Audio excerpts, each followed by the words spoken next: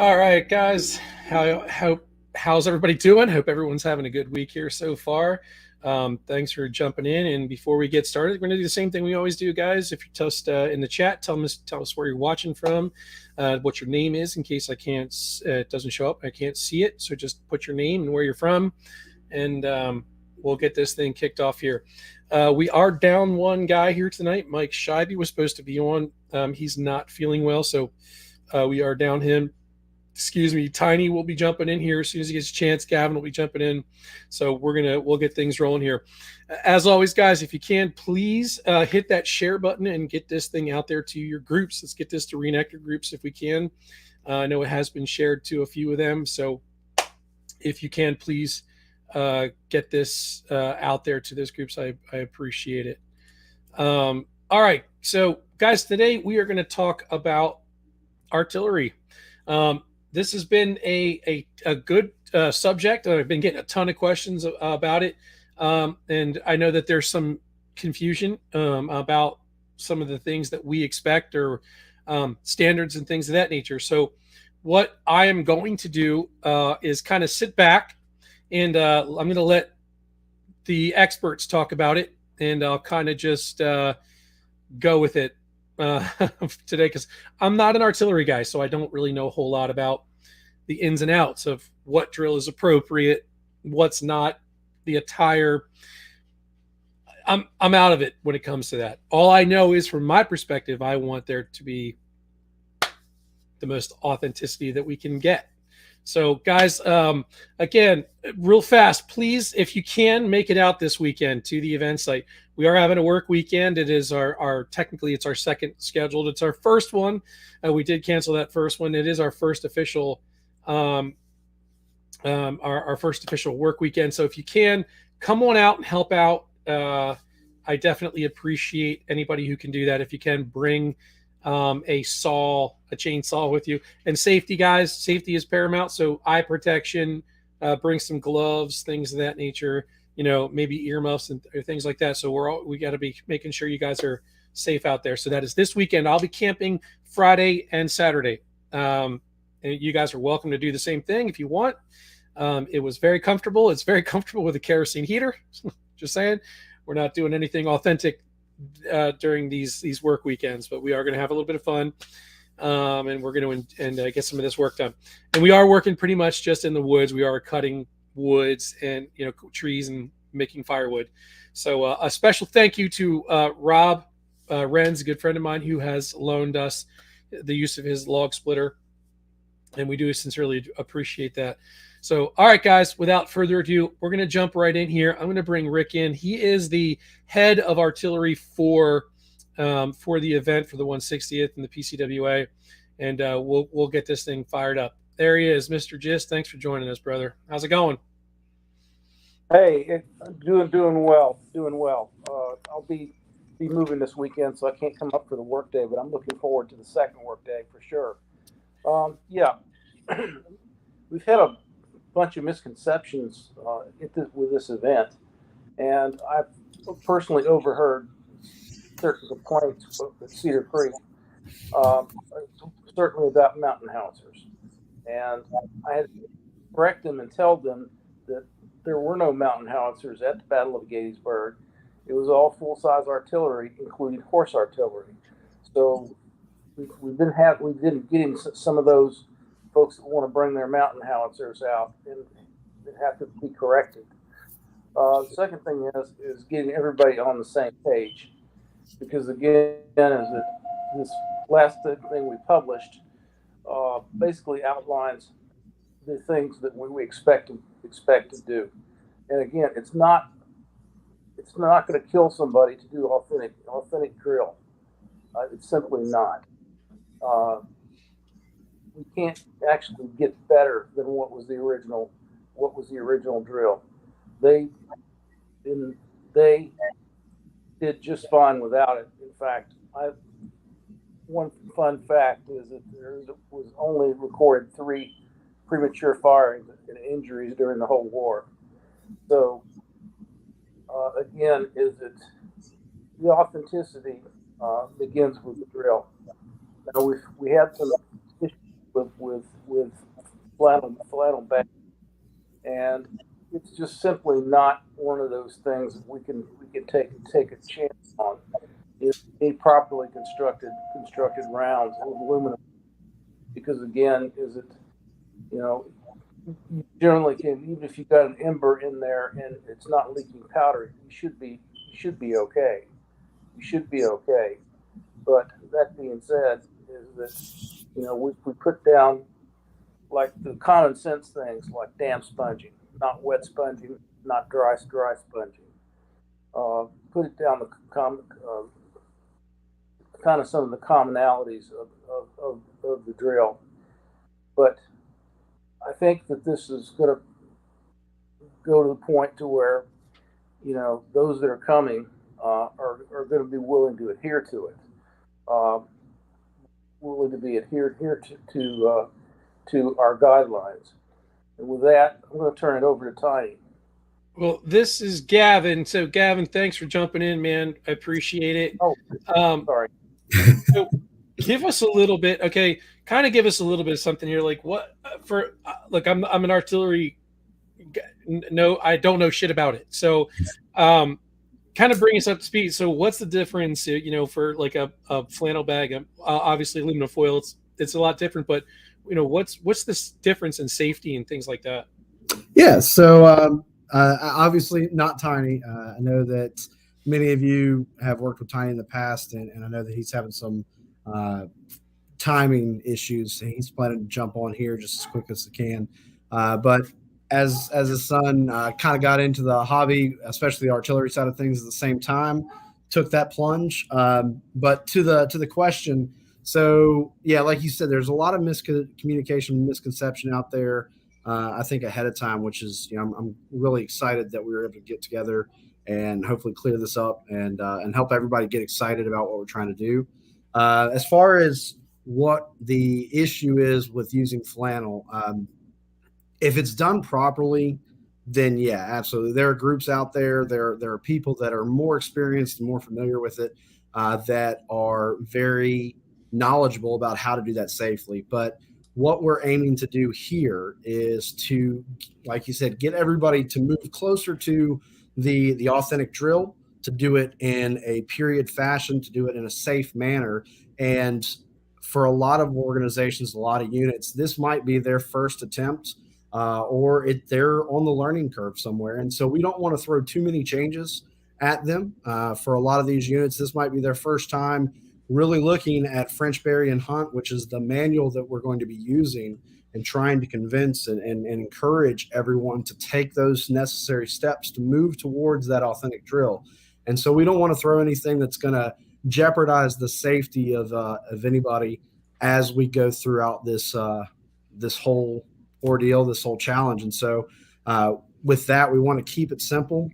You know how to roll rounds for your organizations, for your units. Same as myself. So roll them as you always have. Safe manner, use tin foil, use aluminum foil. That's what we want to do. And let's focus on the other details that will give a much better immersion impression for ourselves and for the public. That sounds great. And that's kind of, that's really all we were trying to do here, and I think people take it, for whatever reason in this hobby, people take it from one extreme and just blow it way out of proportion. And we're saying, we talk about things like standards and people automatically think, oh, this is nothing but a campaign or event, or this, and it's so frustrating. It's not the case. It's just, we're trying to be somewhere in the middle. We want high authenticity standards. We want you to look good, but we also want you to have safety, be safe and do safe practices, and I don't think we're asking too much. I mean, how much more can we give you? We're handing you guys a pretty good event here on a silver platter. Absolutely. And to that point too, we all started somewhere. But I think the challenge here is it's okay to start somewhere, but this is an easy step that everyone can take with this drill to move yourselves up the ladder, to give a very clear, authentic picture to the public, to ourselves, and really take it from, hey, this is a great event, to, wow, this is something that you're going to remember. This is something that really just sparked a great flashback moment for you, in a sense. So absolutely. Like we say, all in the hobby, we call it seeing the elephant, which is very hard to do sometimes. Like you can't go to some of these events, and I'm not going to mention any names, it doesn't matter, but and hope to have that immersive, like, see the elephant type experience, but when you don't care about what your guys look like, I mean, it just doesn't represent people well, right? I mean, it doesn't represent those guys well, but it also, we're talking mainly about safety. We're talking about artillery. This is a big deal. We're talking about, a lot of powder coming out of the end of these barrels. I don't know the difference. So what is the drill? Okay, you're talking about period drill, using the correct drill, as opposed to what other drill? Like, what is it other people seem to want to use and they're having a hard time letting go of? Well, the main one is the National Civil War Artillery Association's drill, and it is fantasy drill because it takes steps that are totally unnecessary in properly firing the piece. The big thing is that one of the big anachronisms is that they have invented commands. They've invented commands instead of the proper load ready fire. They've added a number of unnecessary steps. Like one of the things is called prepare, and prepare is when the number one and number two cock back, put their hand over their ear prior to firing, which is not even in period drill, not even close to period drill. The other thing too is that as the piece is loaded, the number one and number two will place the rammers on the hub, which, to tell you the truth, that doesn't make a whole lot of sense, because I think it's more of a danger thing if the thing prematures. But those are kind of the notable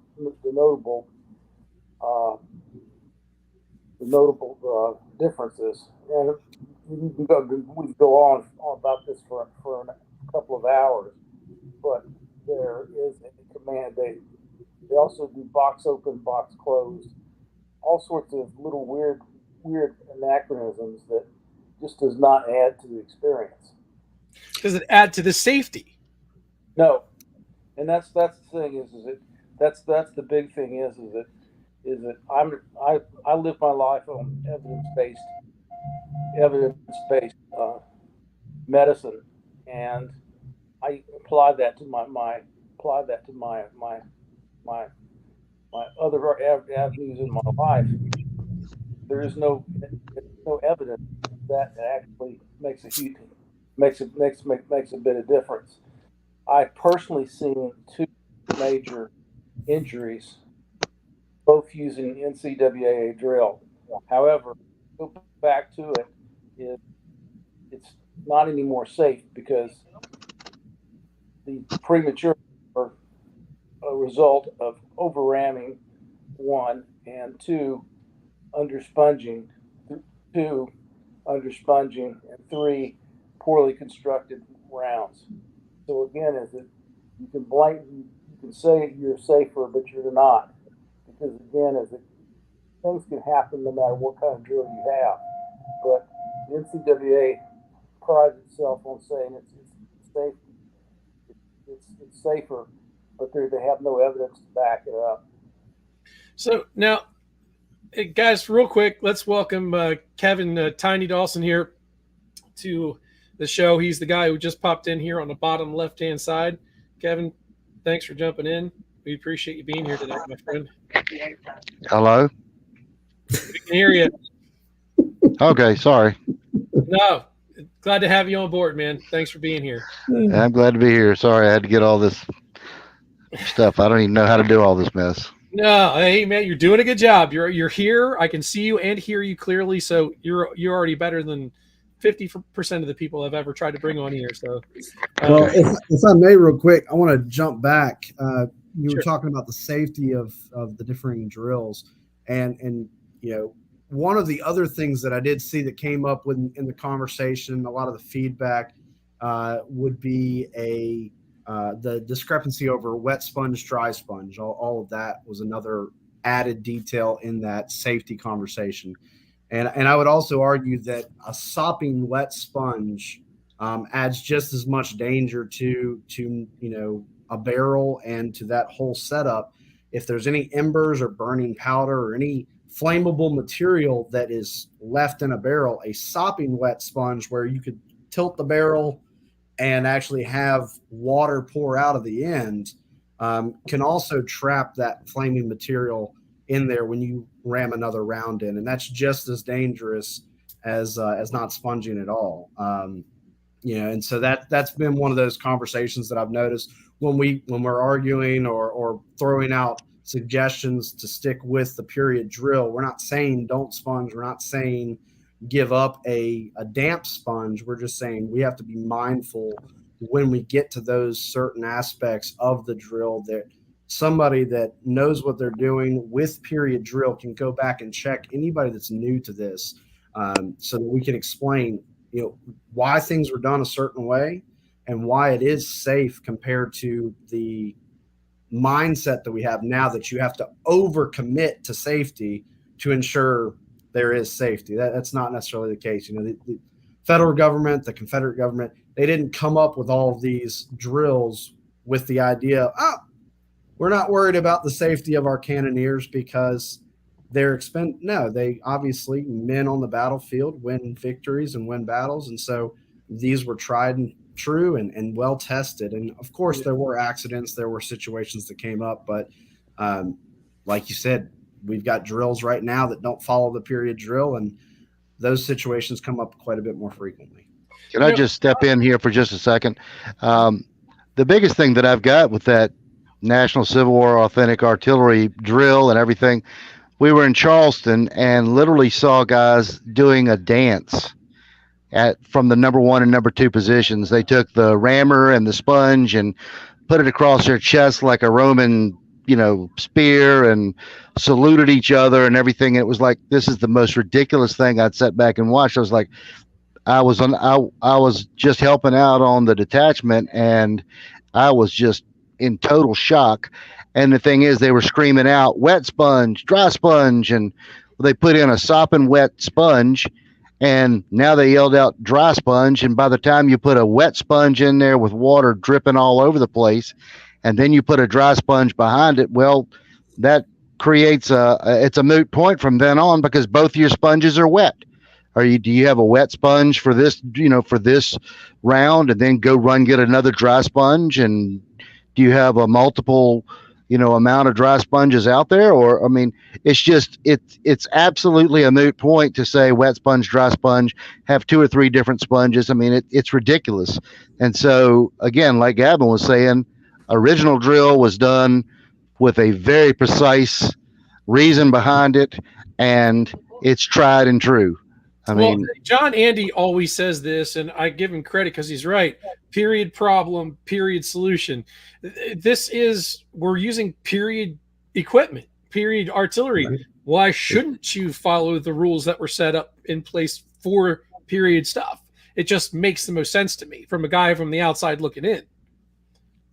Well, that's the thing that I'm 100%, in agreement with Mike, Chris. I think Rick and I had a conversation too on Facebook Messenger and everything, and I believe that you were in on that, Gavin. And I think we've all, are in agreement with that. The period drill manuals, and we've all agreed that they're safe, and that if you are unwilling to learn or willing to address the situation of your fantasy drill, then there's a fantasy event going on 5 miles down the road the next weekend. Yes. Again, as long as we're doing safe practices, that's as an event coordinator, That's my primary concern. Secondary, authenticity, making sure that we're doing it right, because I mean, that's why we're doing it. We don't want to go out there looking like fools. It's completely counterintuitive to do that. That's not what we're trying to do here at the PCWA. We want to have something that when we all participate in this and we all look back on it, it's something, one, that we talk about for years. Two, it's something that you can feel pride in having taken part in, and three, it's something that, people will talk about and say, look, wow, this is what it must have really looked like, and give people an educational experience. That, above all, is why we exist in the first place. And that's what we're here to do. So you guys can see on the screen, there's a question. What do you consider is the safest, quickest rate of fire for a 4-gun battery? I would say, and Rick, you might be able to address this a little bit better than I, but in going through several of the accounts, there's a description that talks about what they considered a safe rate of fire, the quickest safe rate of fire for the different, whoever you were engaging with, whether or not you were engaging infantry or other batteries, if you were engaging cavalry. There's a whole section on it, and it talks about what shot you should fire and how quickly you should be able to do it. But a well-disciplined detachment, and you'd have to extrapolate to actually answer the specific question about a 4-gun battery, but a specific detachment that's well drilled should be able to point a piece and fire a piece probably between 2 to 3 times a minute, depending on the shot that they're firing. That's a very well-oiled machine. That's a gunner that knows their their distances. That's a gunner that knows the degree to adjust the pendulum Haas for. But that's again a detachment that has worked together for a long time, that knows how to do that. So, that's not necessarily what we're looking to do here. Everybody comes at this, if we're happy and lucky, 1 weekend a month. We don't live this. So, and it gets expensive firing that many rounds off. I mean, that's a lot. I mean, our bounties, which, by the way, people keep asking me, and I do have a list put together, and I'll put that out there on the page of how many guns there. We are almost at the Confederate side has, I think, 16 guns registered. The federal side, we're a little lighter on. I think there's only 8 guns registered on the federal side as of right now, but it is still early. But there is still space to get that bounty. We're paying a bounty of $250 per gun up for the first 16 guns. But if you're bringing a mounted gun, we're paying $400. So, I mean, I know there's not a lot of that out there, but we're offering that for people who have the extra added expense. Real quick, there's a question, or there's a comment from Harry Titus. Remember that when the NCAA drill was dreamed up, nobody other than the National Park Service cared anything about authentic. We know better now, but the NCAA does not want to change and get on the right side of history. Foil and worming, of course, need to be done, but that rammer on the hub thing is just dumb. I agree 100%. 100%. If it serves no purpose, then why are we doing it? Because it was something that they dreamed up to look cool, and it's just absolutely foolish. And I mean, I totally disagree with 100% of the NCAA drill, and I've seen it, in different detachments, or as they call themselves, cannon batteries and crews and all this garbage.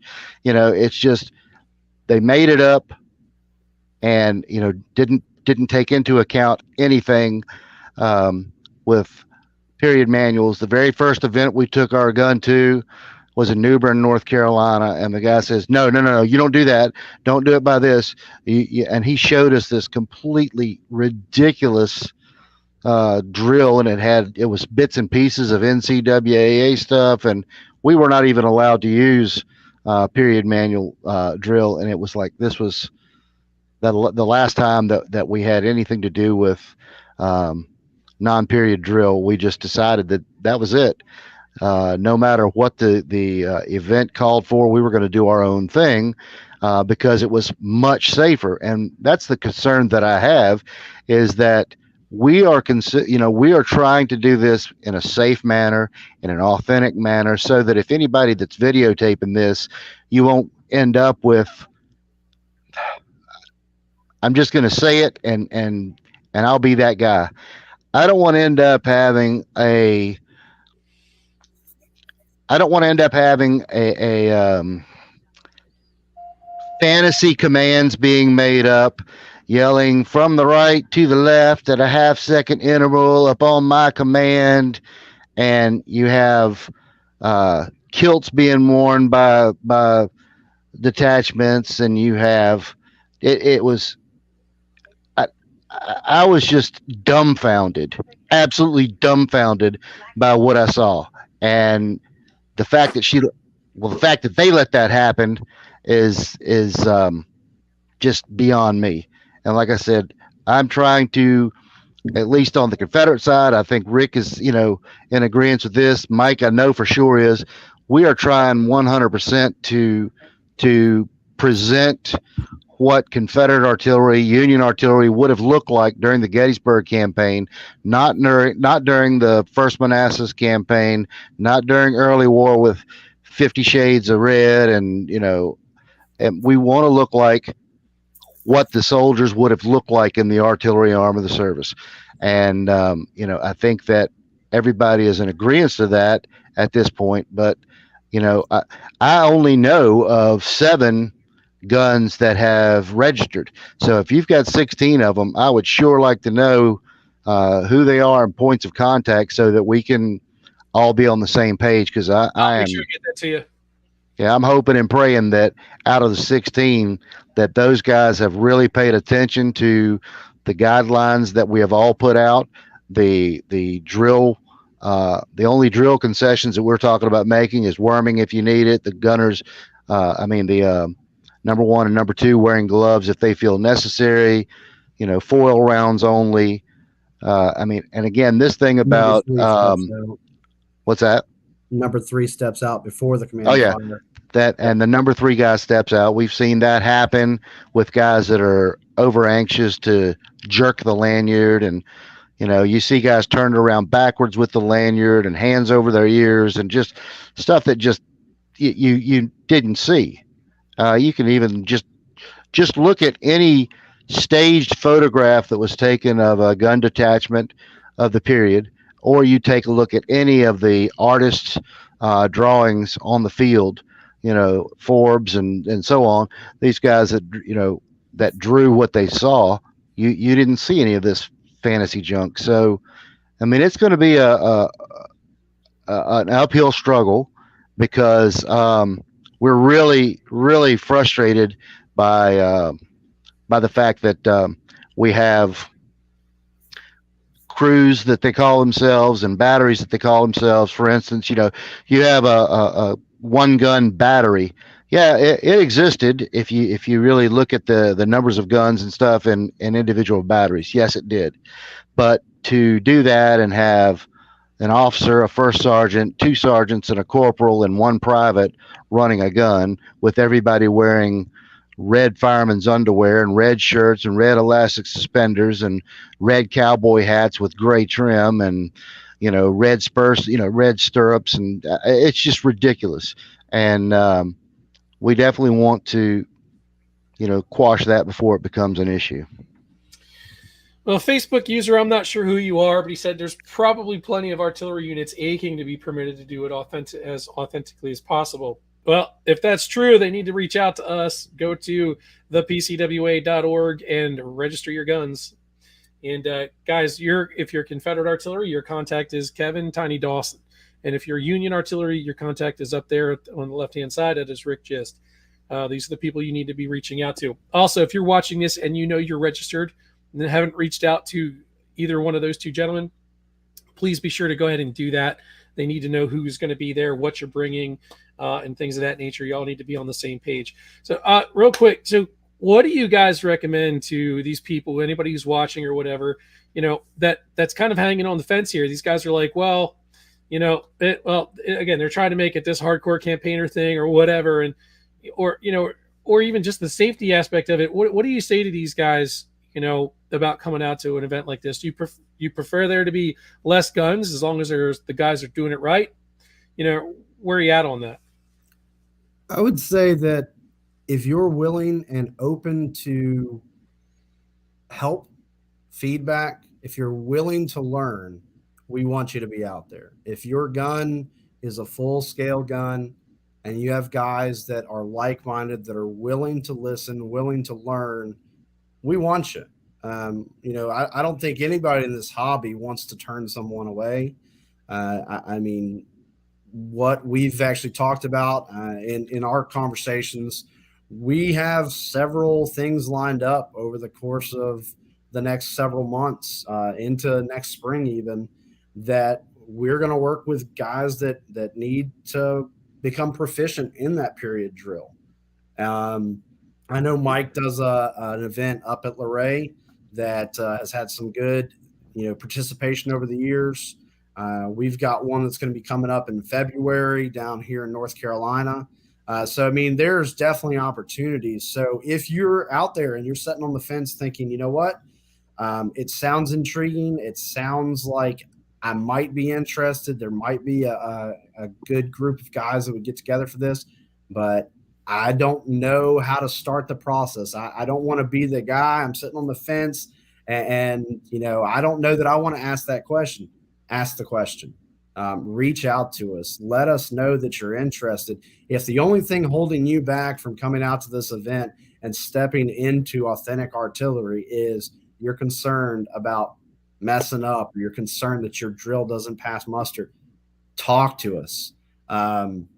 Actually, I see the comment, and since I see, I'll go ahead and mention it.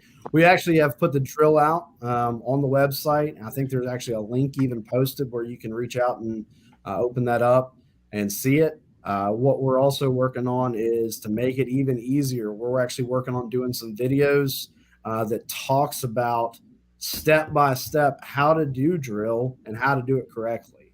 Exactly what we'd be looking for at this event. So reach out to us. Absolutely. And Go ahead. And I've offered to come to anybody that wants me to come to their drill period.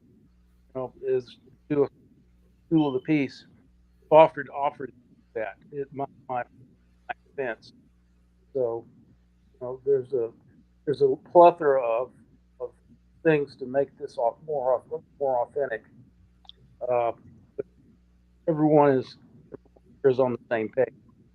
Now, I'm going to pose a question. And what happens if you have somebody that shows up to an NCWA drill? That's something that crossed my mind. That may be something difficult to deal. You're cutting in and out, Rick. I think what you were asking, Rick, is what happens if somebody shows up and they're doing NCWA drill. I would like to, if that's what you asked, nod, because I will definitely say that if people are just going to disregard the rules and disregard what we're putting out there, and they show up just trying to do their own thing, then instead of them going around to the sutlers and sitting around camp drinking beer or whatever they want to think they're going to be doing, they're going to be learning the drill or go home, in my opinion. I'm sorry, but to do something completely unsafe and you're not willing to work with within the parameters that we've set, I feel that, in my opinion, if you're not willing to work towards becoming more authentic and want to do your own thing with drill, then the less number of guns that are doing the safe and proper drill, then the better. Because if you're out there and you have 16 guns that have gone to the effort and really tried to get the drill and get their detachments together and work towards everything, and then all of a sudden you have the Ramada Rangers show up with a 3/4 scale Napoleon and say, well, we didn't know and we're here now, so we're going to do this. I'm sorry. I think the bigger concern, because like you said, Dustin, you've got number one, our concern is safety. We want to make sure that everybody that comes out is safe, that shows up expecting a good time, goes home having had a good time. Number two, authenticity. I think there's a liability concern, and as you know, as a group that's putting on an event, 2022, nobody wants that extra liability, and so we've all seen it.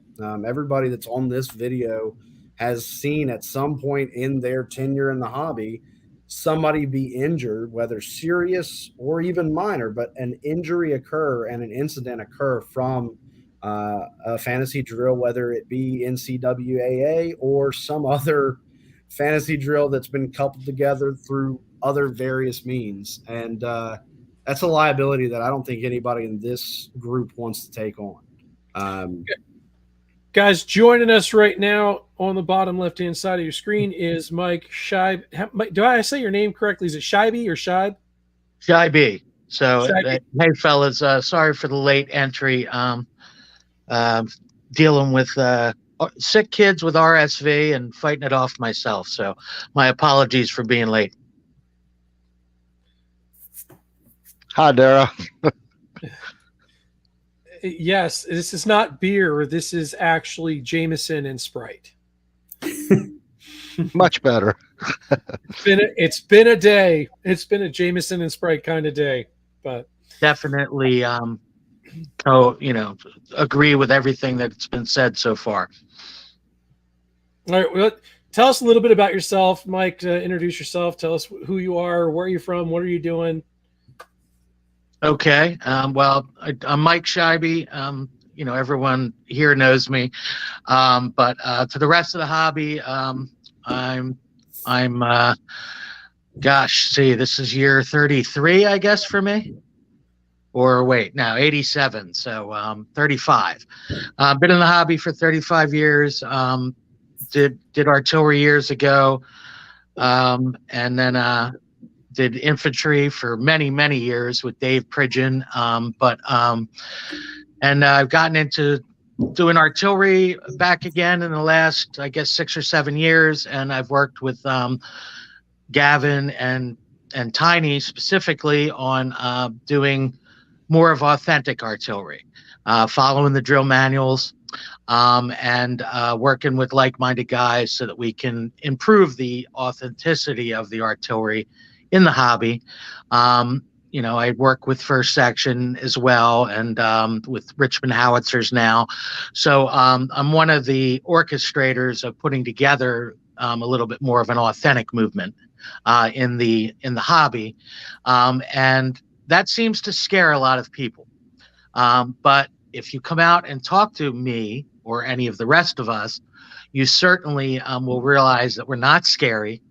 We work with you, and we understand that Rome wasn't built in a day, so to speak, nor do I expect anyone who has done a particular drill, i.e. the elephant in the room that we're always talking about, the NCWAA thing, that I don't expect you to instantly just turn on a dime and know authentic drill, but we're willing to work with you to help facilitate that. The more you know is a good thing. And, and frankly, I mean, I do a lot of living histories.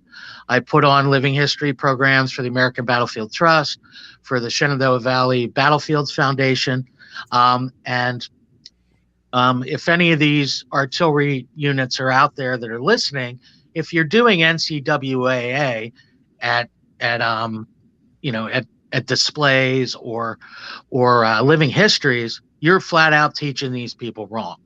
And although that might not seem like the end of the world to you, it's just, to me, it isn't right, because with a little more effort, you could do it the correct way. So that's kind of where I stand with this. But back to who I am, I live in Newmarket, Virginia. I put on living history programs up and down the East Coast, mostly in the Northeast, or, in this sector, Gettysburg, Maryland, and Virginia. And I'll close my little diatribe here with, we were planning on doing some authentic artillery drill weekends here in the Valley in the spring. And I know that I think Kevin and Gavin are planning some as well. So there'll be a lot of opportunity before this event to come try out what we're trying to make happen. And you'll find that, that the authentics aren't all, the boogeymen that it seems like some of the mainstream makes us out to be. So, well, keeping in mind too that we're not shutting the door to anybody to participate in this event. We're not. Correct. The door's open to anybody who's willing to put in just a little extra effort. And I've been trying to emphasize that from the very outset of this event, which is why I've brought the people in that I brought in. Oh, we just lost Gavin. We Not quite. I'm just moving. Okay, we want this to be authentic. We want this to look correct, but that doesn't mean that if your thread count is off, you're not welcome. No, that's not true. We just want you to. You might not have the best, quality made uniform, but again, you don't need to look like a Christmas tree when you go out there either. Keeping in mind this is 1863. A lot of that stuff changed in for those first 2-3 years of the war. Well, you're totally right. But the issue with it is people seem to only want to take it to an extreme. It's like, oh, well, if you go to an authentic event, the thing was you just sit in the woods, you don't talk to anybody, and you pee on your buttons. There's a lot of stereotypes, which is why I keep bringing up the boogeyman thing, because they just aren't true. And with minimal effort, you can make a mainstream uniform look okay for an event. Sure. You should improve it, in my opinion. But it isn't that difficult, and we're not asking you to reinvent the wheel.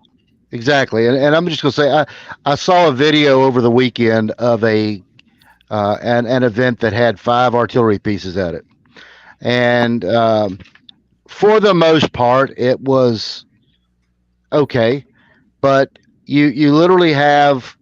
And I'm just going to be that guy. I'm not trying to be that way, but it's in the actual packet of information that I put together.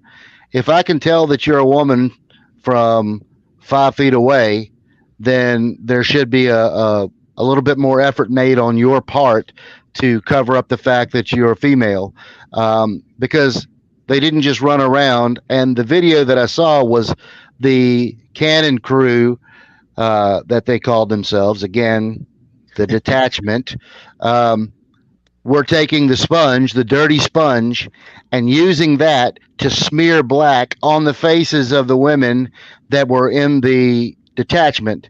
And if you've got to do this, that's just this isn't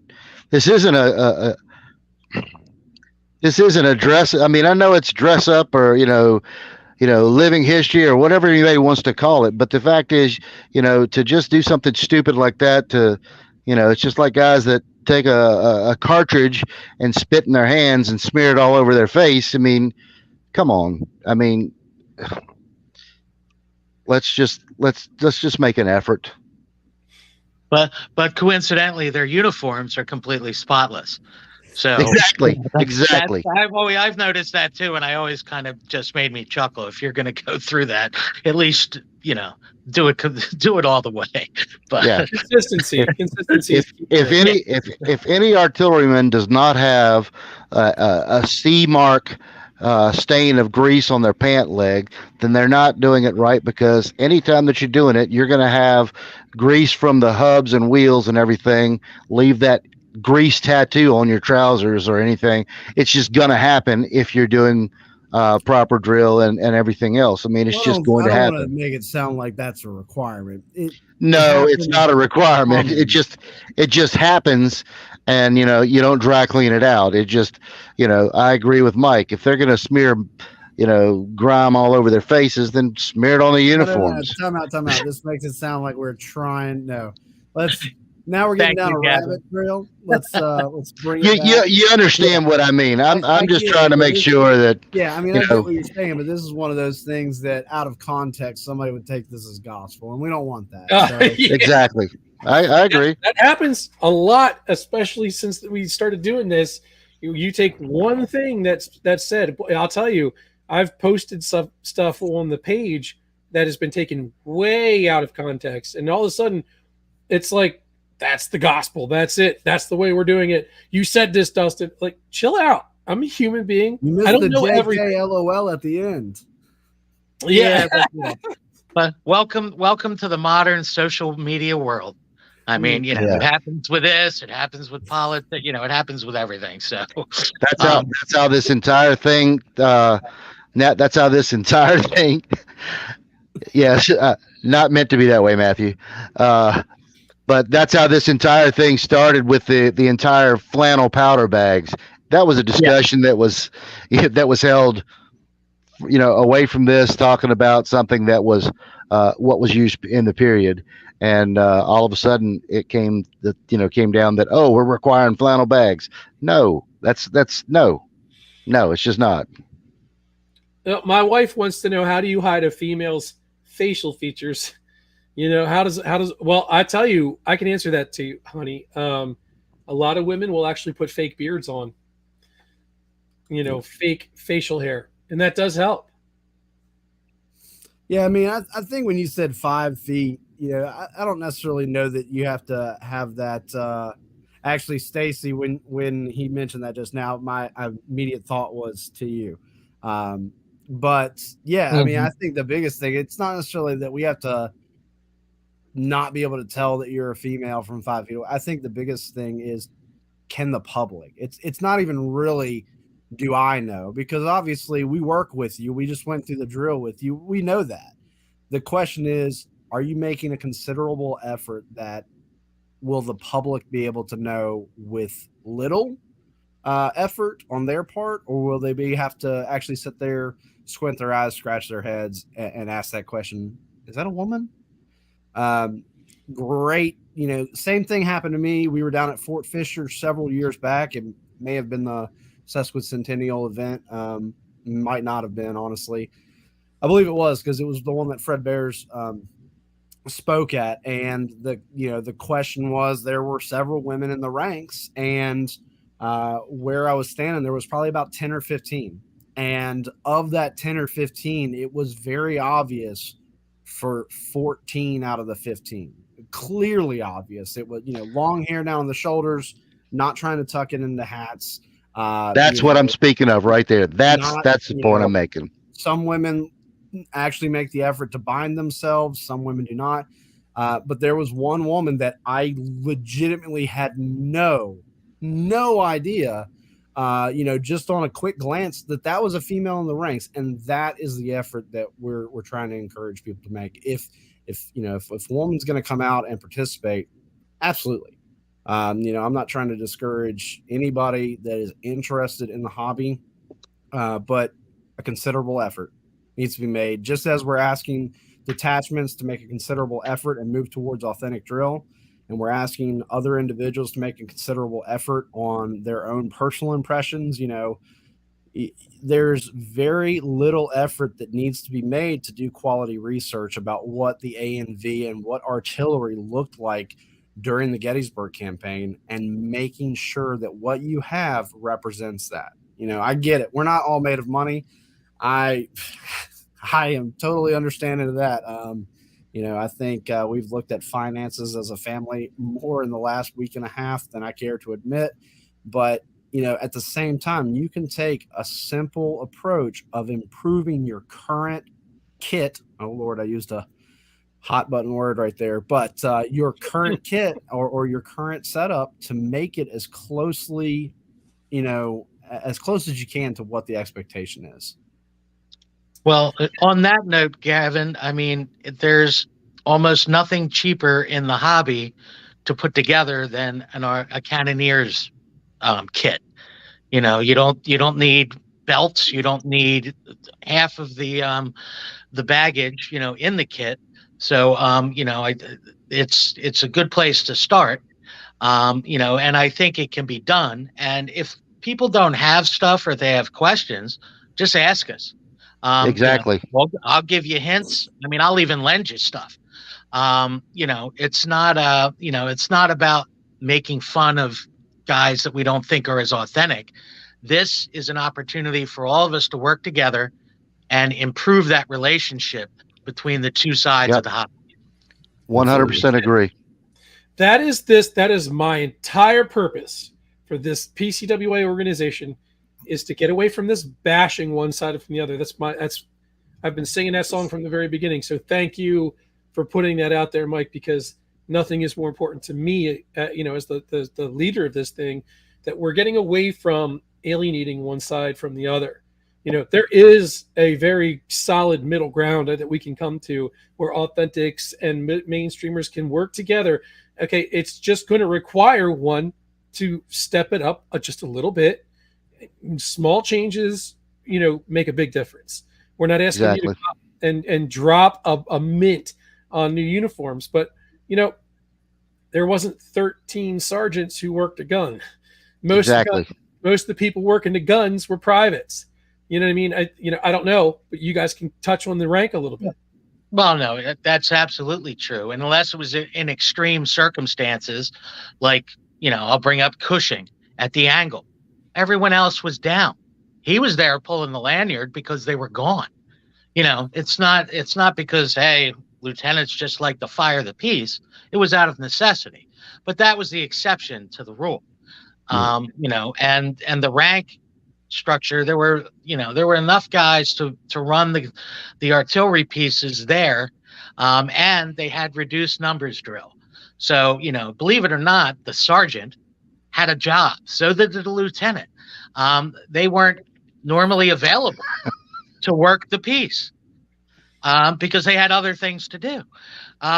So, and that's on the federal side. I mean, I am really stressing that. And, and I've had good conversations via email and gotten a lot of good feedback on that. So, you're not going to see a bunch of sergeants and ordnance sergeants and quartermaster sergeants and things on the detachments because they do not belong there. Exactly. Same I mean, thing if you were talking about touching on the rank structure, at the most you should have on the gun would be the corporal, who would be the gunner, and your sergeant chief of piece. That would be the most. You'd have, if you have a second corporal, he'd be back on the box. But other than that, you wouldn't have a lieutenant and, again, first sergeant, a sergeant, two corporals, and one private on a gun. It just, we put the rank structure out.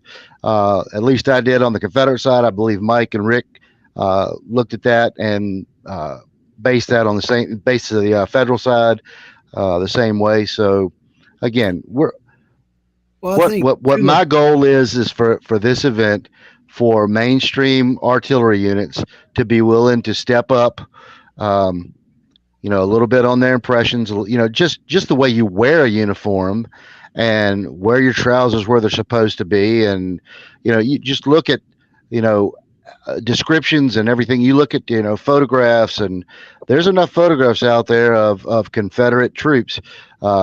You can go look at that and be willing to step up. But at the same time, this is my goal is for this to be a stepping stone for guys that want to maybe get a little bit more involved with authentic artillery, that may be a little leery about the hardcore side of things, and just have this as a learning block for everyone to be able to work together and build a better working relationship between different units, different batteries, different detachments, so that if Joe Blow's gun is missing, 3 guys, well, John Boy's gun has 12 guys that can work together side by side, and everybody's on the same page. Tiny, if I can real quick, and unfortunately I gotta hop off and jump onto another meeting, but the biggest thing I can say is, once again, if there's anybody that's out there that's on the fence, that's considering jumping in on this event, even if you don't have a cannon, even if you are out there on the fence and you're saying, look, I've only ever done infantry, I really would like to try artillery. I want to maybe give that a shot. That would be an interesting little feather in the cap for my reenacting experience. please reach out to us. I think Absolutely. everybody in this group would be willing to take you in and provide information and help you make that transition. You know, that's really what we're all about. So if we don't have our information out there, I'll be sure that my information gets tagged as well. But unfortunately, I got to step out. So thanks for jumping in tonight, Gavin. Yep. Appreciate you for being here. And guys, if you can, like I said, share this out to groups that y'all belong to. A lot of you guys are more familiar with artillery groups out there. Just get this shared out to them, because there's a lot of information here that these people need to see, and answers that were questions that were answered tonight that are very important. So, you know, if you can kind of wrap this thing up, you know, what are some of the most, like you said, important bullet points? You know, Tiny, just, or Rick, whoever, just send it home. You know, these are bullet points. These are the most important things, and you know, and things to consider when you're thinking about coming out here to the event. Okay. Go Who ahead, wants Rick. to go first? Go ahead, Rick. We'll start with you. Well, I think the biggest bullet point is the emphasis on period correct drill. That's my number one emphasis out of all this. Because again, I go to a lot of mainstream events, and what I can't stand is to watch the rammers going up on the hub, and everybody doing their own little thing without period correct commands as well. One bullet point is, and it's reenactorism, and this fire by piece from the right to the left, and all this other nonsense. But it's kind of a me. They did it in Gettysburg, so it has to be right? They did it in the movie. Yeah. They did it at the 150th GAC event too, but just saying. Yeah, really. So again, is it getting back to something that's simply authentic is my biggest bullet point. All right, I Mike, agree. how about you? Well, once again, I mean, the period drill, absolutely.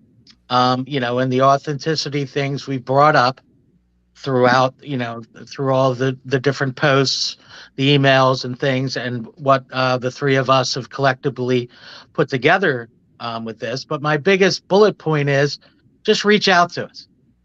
Come talk to us. Come to one of our drills. I mean, and check it out. Because, I mean, I challenge really, and I've asked many people who are doing the made up drill, how is it more safe than what we're doing? And not one particular step in it have I ever gotten an answer that shows that it's more safe. They just say it is, and they go the other way. So if something is putting somebody in danger, I'm the first one that's going to say, hey, we need to stop this. I can't find it with the authentic drill, because the authentic drill wasn't made to lose cannoneers. So, right. I mean, you know, and my biggest thing with that, and, you know, and Tiny probably gets irritated with me whenever we do our programs and stuff. I'm not even watching what their hands are doing. I am constantly on their feet, because if their feet are moving where they need to be, they are never in a spot they should get hurt. So, you know, it all makes sense when you really digest the drill, whether it's infantry, whether it's artillery, you know, so be it. But, you know, and any of the accidents that, you know, I've seen or have almost seen is when somebody isn't following the drill. It's usually a human mistake, not the drill itself. So, you know, and in my diagnosis of where you're standing with the NCWAA stuff, you are not in a place you would want to be if that cannon had a round in it and moved. I mean, it clearly puts you in spots from my, you know, from my education and awareness that you could get hurt. So, you know, to me, what we're doing and making sure that people are going to be safe is the biggest bullet point and the utmost thing. So To touch so base on that, Mike, when you're talking about, these accidents, I'm a firearms instructor and just want to tell you there's no such thing as a gun accident. There's a gun incident. And in every gun incident, you have somebody that's been reckless, careless, negligent, disregarded the rules, disobeyed the law, didn't know their target or what lay beyond, all of that stuff. Those are all human errors. Guys, that's the main thing.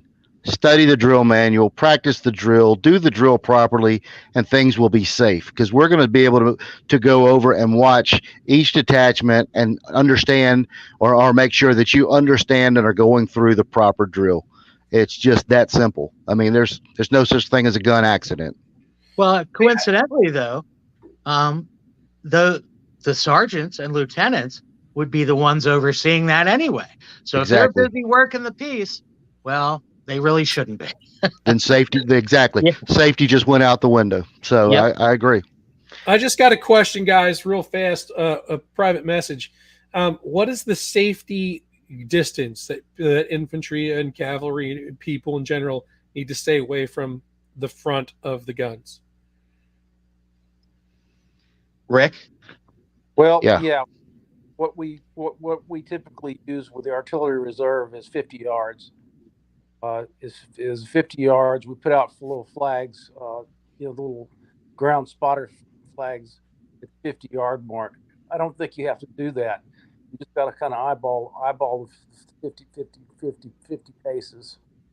And you figure the person who's operating the gun's going to know, don't fire if they seem like they're too close. You guys have a pretty good idea.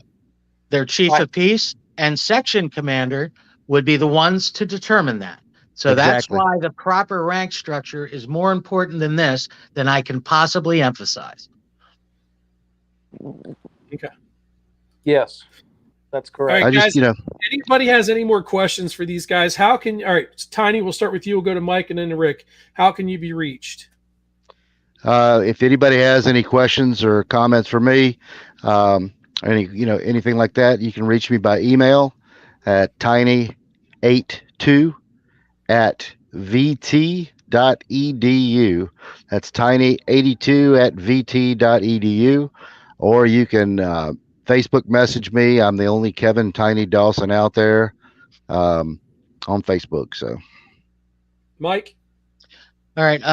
If any of you who aren't in the artillery group or anything, I'm easily found on Facebook. That's an easy way to reach me. Email as well, which is buckandballus@gmail.com. So I could be reached there, and I'm easily found. I mean, I've started the Federal Artillery Group in addition to the large artillery group for this event. So I'm not hard to find. All right, Rick. Yeah, you can private message me through Facebook. One of the quicker ways of getting a hold of me. Otherwise, email me at drickgist@hotmail.com. But I do prefer private messages over email. Okay. All right, guys. When I end the show, all three of you guys just stick around here for a second. Don't go anywhere. Roger. When I ended, it doesn't mean it kicks you guys. Just stick around for a second, and I want to talk to you all individually before you leave. Guys, we're going to wrap it up here. Guys, thank you so much for jumping in here today, Kevin, Mike, Rick. Appreciate you guys taking the time. Understand, guys, that all we're trying to do is put out a quality event, a quality powder burning event, that is educational, immersive, and safe. So, understand that we're not trying to alienate anybody. We're not pushing one side of the hobby or the other. We're trying to find a good common middle ground where people can step up a little bit and take pride in what they're doing. Research your 1863 uniforms. It's not hard to do. Research the period drill. Okay. And this goes for infantry too. All right. Get in touch with your, Mike Lavis or Chris Anders. Get in touch with these guys and find out what they're representing, 72nd Pennsylvania, or the Bucktails, or whoever, or Iron Brigade, and buy something cheap that steps up your impression. A Corps badge, a simple edition of a Corps badge, steps up your impression a little bit, or a black hat if you're one of those, Iron Brigade guys. There's things that you guys can do. So reach out to the respective commanders. Rick just is the overall artillery coordinator for the event. Tiny is running the Confederate artillery. Mike, you are also working directly with Rick, I would assume, in the commanding the Federal side of the artillery. So these are the guys you guys need to be reaching out to. Please share this video out, guys. I cannot stress that enough. We got to get this video out there. People need to see this. A lot of questions were answered today. So we're still going to get a lot of the same questions, but refer them to this video, and it saves us a lot of trouble. That's why we do this. Also, do you guys have any videos posted of videos of period drill, things like that? We're going to be filming one in February, which will go up on First Rockbridge Artillery. It's a page on Facebook. We also have the drill manuals and several videos already of us at events that people have posted and we've put up. So if you go to First Rockbridge Artillery on Facebook, look us up, and that way we'll be able to add you to the page. You'll be able to access all of that stuff, but there is that stuff available. Any possibility you could post some of those videos on our 160th page? Sure. If you could do that, that'd be great, because that's the place people really tend to be going for a lot of the information. So if you can kind of consolidate that onto our 160th group page, that would be great. Not the artillery. You can post it on the artillery too. I recommend it, but definitely on the 160th page. All right, guys, thank you all so much for being here. We appreciate you guys. We'll see you the next time. I do believe we're going to put together a staff, just a PCWA staff meeting on a live feed here. And we'll get, you guys can ask my staff questions, and we'll do the best we can to answer that. So tune in next week for that. I'll post the date and time for that when we can put that together. So thank you all for being here, guys. We sincerely do appreciate it. We'll see you guys later.